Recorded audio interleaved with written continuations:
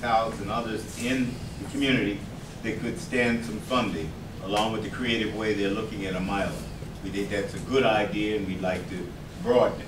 We think that incubation is a good idea. It was offered by Patrick over there. There are ways and forms for it to follow. We presented it to the developers. We think that is another good idea that has legs, and we'd like to see it through. And I think that's... Thank you, sir. All right, ladies and gentlemen, let's do a round of questions from the audience. Sir. I just had one question. Are a lot of these projects in one-time funding, except for the salary? Is the money coming from the this package like an ongoing pool of funds that would be available for the community, or is it just one-time purchases, one-time bills? There's different specifics, and some go into great deals than others. The proposal from the jobs, the Ready, Willing, and Able is the request is for 5 years worth of continuous funding. Balance of them, I have to go back. Oh, we have looking for that mechanism for being able to fund some of the others. The developers came up with a creative way to do a mile. We said there's some other worthwhile projects that should follow in that same footsteps. We think those are good ideas, which would be continuous funding. Okay.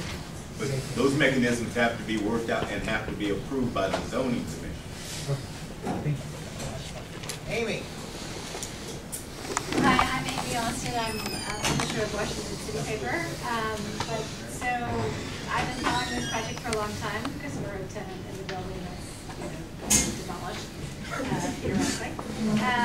But I also wanted to say that at this juncture, for me, one of the things that's been very powerful about the project is the fact that Amila, which is Adams Morgan Youth Leadership Academy, has been one of the projects that has been identified from a very early stage as a very powerful group that we're doing.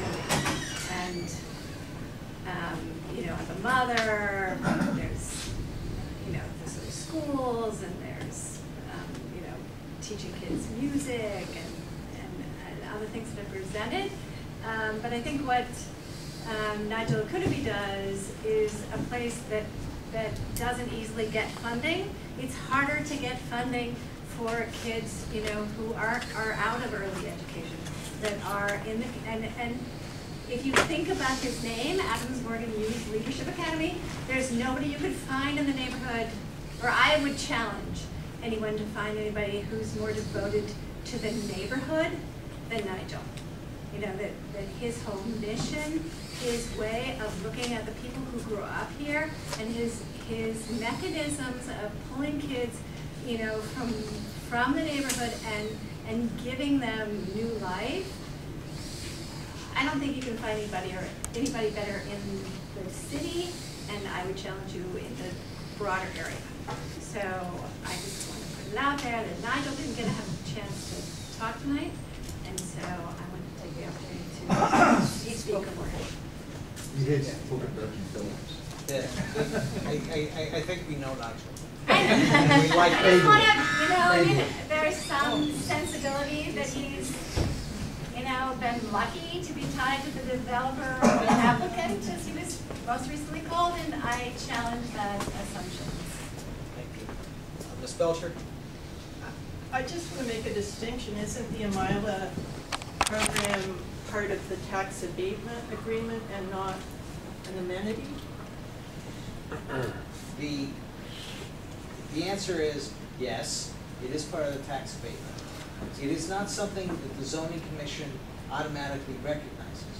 The tax abatement is a piece of legislation that will not even see the light of day until the certificate of occupancy is issued and the first person enters the door. So it is, but however, the program that has been proposed, and Mr. Lindsay Williams is here from Holland and Knight, and knows these things far better than I ever will, I think he would confirm that their function and their mission does fall within the standards of the guidelines for the definition of an amenity. Absolutely right. Wow. I want to take you to more places. Yes. Well paid, well paid. I had a question for clarification. As Ready, Willing, and Able was describing what they were going to be doing, It sounded remarkably similar to what my understanding was the bid was already doing. And That's right. Yes. so this would be in place of the bid doing it? No. This would be the funding to provide what the bid was doing? I'm not understanding what it is. Similar service in the residential areas. We're supposed to be getting that in the residential areas that are around the commercial It's district. just some of them that are, This would be additional residential yes, areas. right. This would reach into the residential areas that, the bid, well, let this Barton answer. Yeah, but the bid's already coming out of the Right, residential areas, it's right? one day. Right, starting January 1st, 2012, the bid started cleaning one block off of the commercial streets into the residential streets on Saturdays, Sundays, and Mondays. So that only goes into, the 1900 block of Calorama, the 1900 block of Belmont, et cetera, et cetera. So it's just one block into the residential areas 3 days a week. So what Ready, Willing, and Working is proposing as an amenity to this project is residential cleaning on all the other residential streets in the neighborhood. And Does that under the help? scope of services in our proposal on page 8, it describes the proposed area. So it's a lot more comprehensive. Okay. I wasn't clear the way you described it. Good question. You recognize Lacey? I just wanted to say that I work 40 to 50 hours a week for a nonprofit organization that very much is in support of all of the work that was just presented. I very much support all of the organizations that actually were just presented. But I just didn't want it to go unsaid that actually this is the oldest trick in the developer book. This is the oldest trick among those with resources who want to push through on a community level actually their projects that are going to benefit them. In this case, it's a hotel of which they're going to take profits from our economy here, which right now could be spent, according to our local businesses, actually in the community by community members, and they're going to siphon them out elsewhere. This is actually the oldest trick in the developer book, and frankly, as a community, I'd love to explore ways to get the funding that these nonprofit organizations need, but I don't view the hotel project as being one of these positive solutions in funding.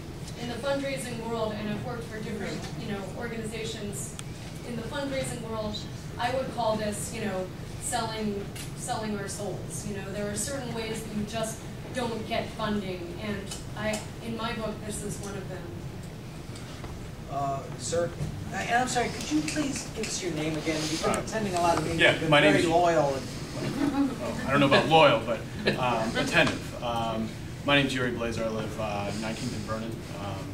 And so my life probably won't be directly affected by this hotel, maybe some traffic here and there, but I'm okay with it. The woman who just spoke mentioned profits that are generated in the community. I don't think those profits exist today without the hotel. I think the hotel needs to be there as a catalyst to generate those profits that the community can support and I think desperately needs. To that extent, I'm a strong supporter of the hotel, and I think the need for amenities or the request for amenities needs to be balanced with the economic viability of the hotel. There's no doubt that the developers are here to make money, but I think they're here to make money responsibly with the community, not off of the community.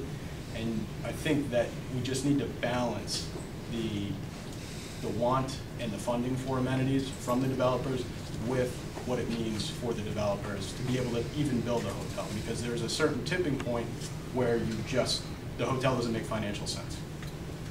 Thank you. Ms. Chen? I think you answered my question. Mr. Chen. I would plead with every member of the commission to take two things into account. The first thing is that this is a $250 million hotel construction. The developer has said that without the PUD being granted, from his perspective, the hotel cannot be built. So the value of these amenities is the $250 million hotel.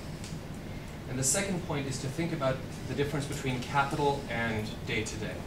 So the classic example is you don't sell the farm to pay the electricity bill. This hotel will be around if it's built for several generations.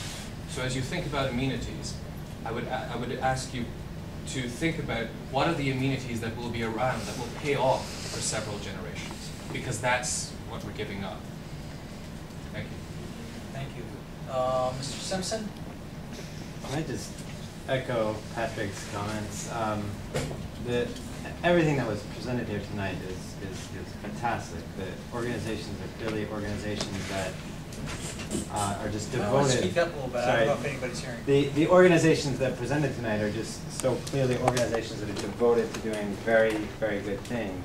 But I also worry about the concept of making a grant that will effectively evaporate after a year or at longest a few years, and then it's just gone.